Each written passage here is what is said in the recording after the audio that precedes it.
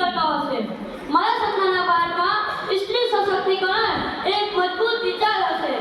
મારા સપનાના ભારતમાં યુવાનોને પ્રાધાન્ય આપવામાં આવશે।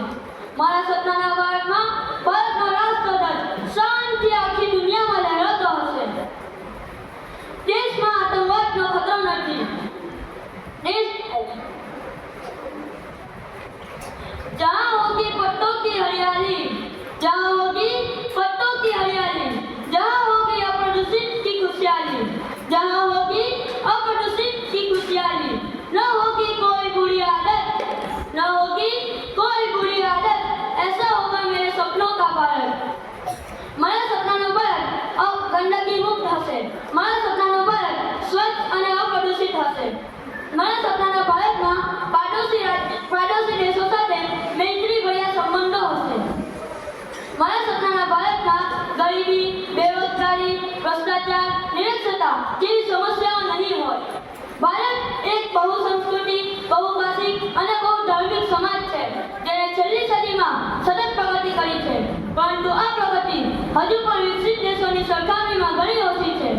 મારા સપનાનું ભારત ઝડપથી પ્રગતિ કરશે અને ટૂંક સમયમાં વિકસિત દેશોની સરખામણીમાં સામેલ થશે।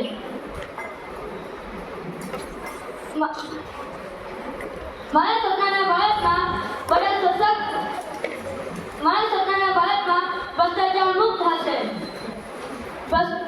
દેશમાં ભ્રષ્ટાચાર ઘણો છે। દરેક સામાન્ય માણસ ભ્રષ્ટ રાજકારણીઓના હાથે પીડાઈ રહ્યો છે। મારા સપનાનું ભારત ભ્રષ્ટાચાર મુક્ત હશે, જ્યાં લોકોનું કલ્યાણ એક સરકારનો એકમાત્ર એજન્ડા હશે। હું એવા તંદુરસ્ત સમાજની કલ્પના કરું છું જ્યાં ધર્મની બાબતે જાતિ, જ્ઞાતિ, રંગ કે કોઈ પણ પ્રકારનો આર્થિક ભેદભાવ નહીં હોય। મારા દેશની દરેક દીકરી ગર્વથી પોતાનું મસ્તક ઊંચકીને હરી પડી શકતી હોય, પોતાની મરજી મુજબ શિક્ષણ પ્રાપ્ત કરી શકતી હોય અને રોજગારીની સારી તકો મળી રહેતી હોય। ન તો તેને કોઈ પુરુષ દ્વારા છેડતી કરવાનો ભય હોય, ન તો પોતાના સાથે બળાત્કાર જેવી નાપાક કૃત્યોનો ભોગ બની જવાની બીક હોય। હું એવા સમાજના સપના સેવું છું જ્યાં બાળ લગ્ન, સતી પ્રથા કે કોઈ પણ અપરાધ સ્ત્રી સાથે કોઈ પણ સ્તરે અન્યાય થતો ના હોય। સ્ત્રી પોતે જ એક એવો હથિયાર હોય જે જીવનરૂપી યુદ્ધમાં એક બહાદુર વીરાંગનાની જેમ ખુલ્લી તલવારે મેદાનમાં કૂદી પડે। મારા સપનાના ભારતમાં વૃદ્ધોને સન્માન આપવામાં આવશે અને ઘરડા ઘરનું નામો નિશાન નહીં હોય। મારા સપનાના ભારતમાં સ્ત્રી અને પુરુષ બંનેને તેમના શિક્ષણ, વિજ્ઞાન અને વ્યવહાર થકી દરજ્જો આપવામાં આવશે, ન તો ધાકધમકી, ધન-દોલત, સવલત કે કોઈ પણ માપદંડનો સ્વીકાર નહીં હોય।